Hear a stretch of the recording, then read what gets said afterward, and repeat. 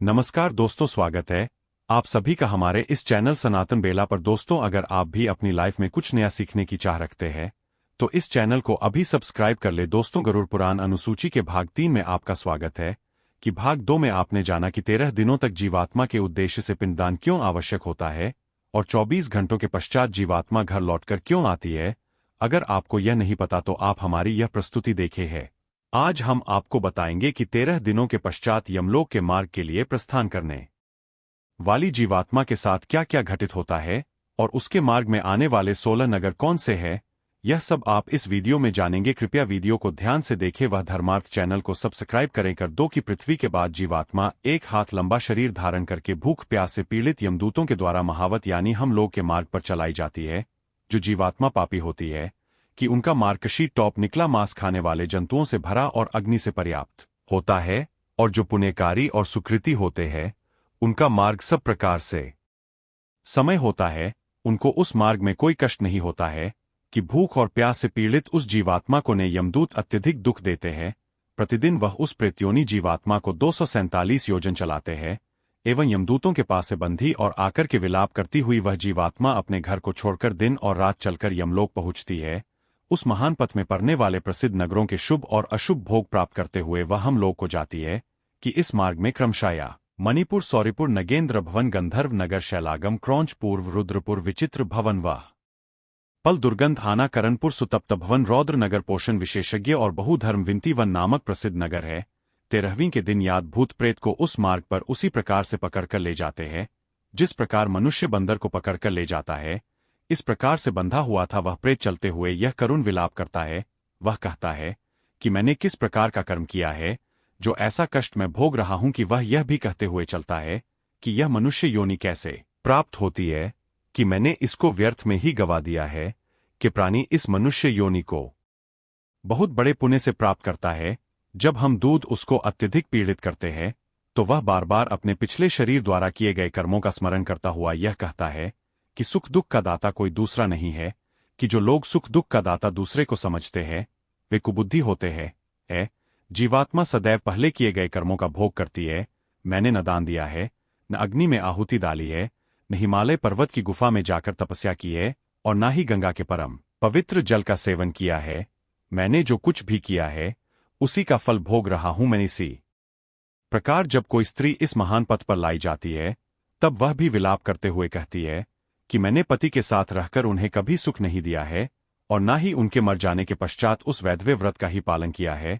आथ जो कुछ नहीं किया है उसका फल मैं भोग रही हूं। मैंने मासिक धर्म अथवा चंद्रायन व्रत के नियमों से इस शरीर का शोधन भी नहीं किया कि स्त्री का शरीर बहुत से दुखों का पात्र होता है। पहले किए गए बुरे कर्मों के अनुसार मैंने इसे प्राप्त किया और इसे भी व्यर्थ में गवा दिया। इस प्रकार जोर से रोते और विलाप करते हुए अत्यधिक दुखित जीवात्मा को 17 दिन तक अकेले वायु मार्ग में यमदूतों के द्वारा निर्दयतापूर्वक खींचा जाता है। अब हम आपको यमलोक के मार्ग में आने वाले नगरों के विषय में बता रहे हैं। मैं 18वां दिन रात पूर्ण होने पर पहले वह यामीरपुर पहुंचता है। उस रमणीय नगर में प्रेतों के महान गुण रहते हैं कि वह पुष्पभद्रा नदी तथा देखने में अति सुंदर लगने वाला एक वटवृक्ष है। हम दूध वहां पहुंचकर प्रेत को विश्राम करने का समय देते हैं कि वहां पर प्रेत दुखी होकर अपनी स्त्री और पुत्र आदि सगे संबंधियों से प्राप्त होने वाले सुझावों का स्मरण करता है। मार्ग में पड़ने वाले परिश्रम से थक्का एवं भूख प्यास से व्याकुल वह प्रेत वहां करुण विलाप करता है। उस समय वह धन, स्त्री, पुत्र, घर, सुख, नौकर और मित्र के विषय में तथा अन्य सभी के विषय में सोचता है। उस नगर में भूख प्यास से पीड़ित प्रेत को देखकर यमदूत कहते हैं कि कहाँ धन है, कहाँ पुत्र है, कहाँ स्त्री है, कहाँ घर है, और कहाँ तू इस प्रकार दुख झेल रहा है। चिरकाल तक अब तू अपने कर्मों से अर्जित पापों का भोग कर और इस महान पथ पर चल। जूतों के द्वारा इस प्रकार कहे जाने के बाद यमदूतों द्वारा उसे पीड़ा दी जाती है। तत्पश्चात सहवास भूलोक में पुत्रों के हाथों से दिए गए मासिक पेंट को वह प्रेत खाता है। उसके बाद वहां से वह सौरिपुर के लिए चल देता है। उस नगर में का रूपधारी जगह नाम का राजा है। उसे देखकर जीवात्मा भयभीत हो उठती है और विश्राम करती है। श्रद्धा द्वारा दिए गए अन्न और जल का वह उसी नगर में उपभोग करके दिन और रात चलकर सुंदर बसे नागेंद्र भवन नामक नगरी की ओर जाता है। उस महान पथ पर चलते हुए महाभयंकर बंद देखकर वह जोर जोर से रोता है, बार बार रोता है और 2 मास बिताने के पश्चात नगर में पहुंचता है जहां वह अपने बंधु बांधवों के द्वारा दिए गए अन्न और जल को खाता पीता है।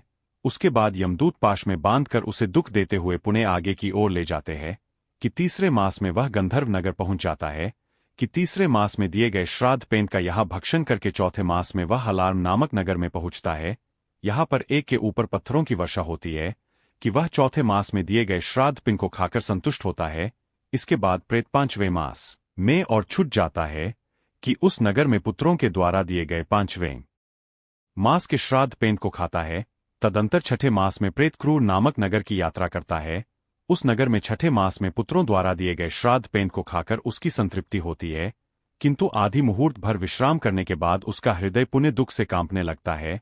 हम दोस्तों से तर्जित होकर वह प्रेत उस पर को लौक कर विचित्र भवन की ओर प्रस्थान करता है जहां का राजा विचित्र है और यमराज का छोटा भाई सौरी ही यहाँ के राज्य पर शासन करता है। हम दोस्तों के द्वारा कष्ट दिए जाने पर वह प्रेत उस विचित्र भवन में श्राद्ध पिंड का उपभोग करता है कि हमारी आज की प्रस्तुति में यही समाप्त होती है कि इससे आगे हम आपको गरुड़ पुराण के भाग 4 में बताएंगे कि आज के लिए केवल इतना ही। जाने से पूर्व वीडियो को लाइक करें, वह चैनल को सब्सक्राइब अवश्य करें। में तब तक के लिए जय जय श्री राम।